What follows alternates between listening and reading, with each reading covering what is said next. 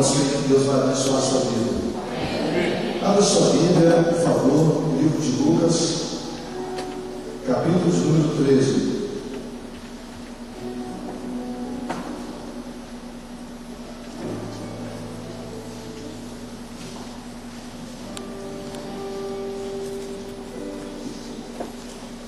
Lucas 13, a partir do versículo de número 10. Jesus ensinava no sábado numa das sinagogas, e estava ali uma mulher que tinha o que, irmão? O que ela tinha? Então diga bem alto: espírito de enfermidade. O quê?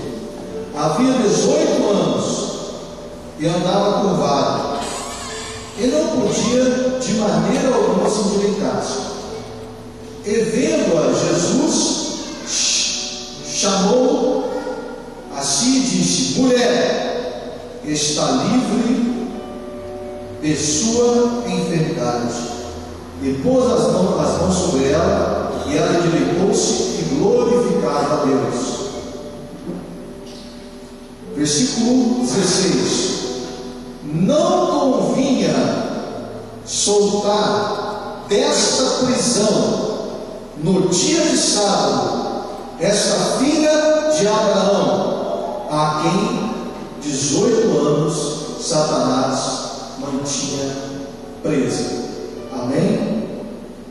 Amém, irmão? Amém. Queridos, como nós dissemos ontem à noite, nós estamos nessa campanha de quebra de maldição, e nessa noite eu gostaria de falar um pouquinho mais detalhadamente sobre a maldição da enfermidade. O tema da mensagem desta noite é: de onde veio a enfermidade? Não é uma mensagem minha, é uma mensagem clássica. A não entender, a mensagem que mais curou pessoas na terra, que mais libertou oprimidos na terra. O grande evangelista T.L. Osborne, talvez o maior evangelista depois do apóstolo Paulo, que pregou o evangelho no mundo inteiro, viu milhares de milagres.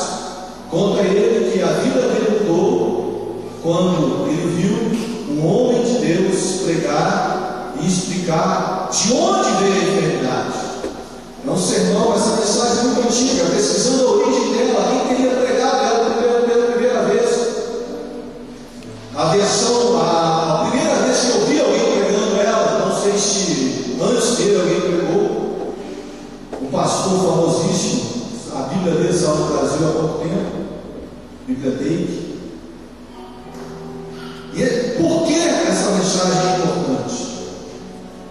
Porque para que você seja curado, para que a mão de Deus toque na sua vida, você tem que descobrir a origem da enfermidade, e você tem que compreender que, como filho de Deus, como filho de Abraão, convém que Deus te cure dessa enfermidade. Aqui nós vemos uma senhora que era crente, que era filha de Abraão, e que estava na igreja, estava na sinagoga, a igreja do Antigo Testamento, a igreja dos dias de Jesus, do início do Novo Testamento. Ela adorava a Deus, ela via o culto todos os dias, só que ela tinha uma doença. Qual era a doença dela? Qual a doença dessa mulher tinha, irmão? Ela andava encurvada. Certamente ela tinha ido em muitos médicos. Ela foi no médico e ele disse: é disso. Ela foi no outro médico e ele disse: artrose. Ela foi no outro médico e ele disse: olha, provavelmente você tem uma enfermidade da coluna. Talvez todos aqueles médicos estivessem certos, mas Jesus disse que aquela mulher tinha o quê? Que Jesus disse que ela tinha? Um espírito de enfermidade. E essa expressão, espírito de enfermidade, aparece pouquíssimas vezes no Novo Testamento. E o que é um espírito de enfermidade? O que significa a expressão espírito de enfermidade? Tiago, capítulo 2, diz o seguinte: a fé sem obra está? Fé sem obra Tiago continua dizendo assim: assim como o corpo sem espírito está morto, a fé sem obra está morta. Fala a pessoa, sabe? Todo corpo sem espírito está morto. Amém, irmão? Se o espírito parte de um corpo, ele morre. Agora, isso não depende do tamanho do corpo. Quando é que você recebeu seu espírito? Quando um espermatozoide ficou no óvulo, aquele óvulo fecundado já é um ser vivo. E naquele momento já tem um espírito. Fala, porque corpo sem espírito está morto. Toda a vida da carne provém do espírito. Se o corpo está vivo, é porque tem um espírito alimentando aquele corpo. Partiu o espírito, o corpo morre. A Bíblia diz que quando as pessoas morrem, rendeu-o, entregou-o. Bom, mas o espírito que está falando aqui não é o mesmo espírito que eu tenho, que você tem. A Bíblia chama esse espírito de espírito de enfermidade. Assim como o seu corpo que está vivo porque há um espírito trazendo vida a ele, assim também a enfermidade está viva. A origem natural de uma enfermidade é um vírus, uma bactéria, sim ou não? Um micróbio. Mas aquela pequena vida da bactéria, o germe, tão pequena, menor do que a sua vida quando começou, menor do que a sua vida quando o óvulo foi fecundado pelo espermatozoide, aquela pequena vida, fala comigo, pequena, mas é um corpo. Fala para você saber, é pequena, mas é um corpo. E todo corpo, se está vivo, tem um espírito. Se está vivo, se tem vida, tem um espírito. E é isso que Jesus chamava de espírito de enfermidade.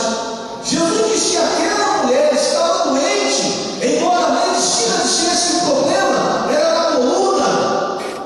Ele disse que havia um espírito que trazia vida para aquela enfermidade.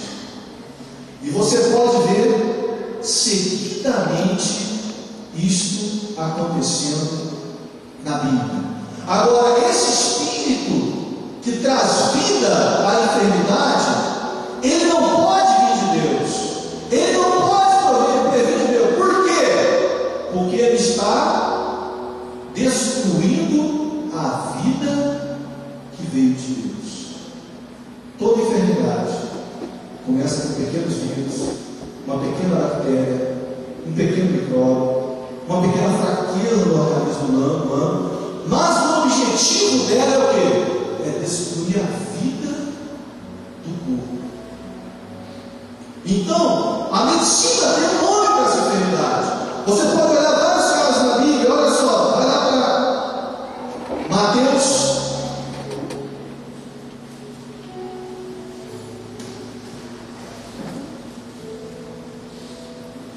Mateus capítulo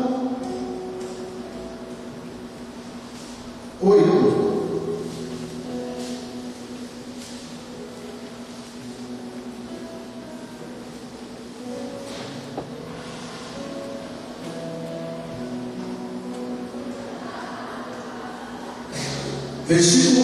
Mateus 9:32. Havendo ele se retirado ao céu para Jesus, ok, irmão? Um homem mudo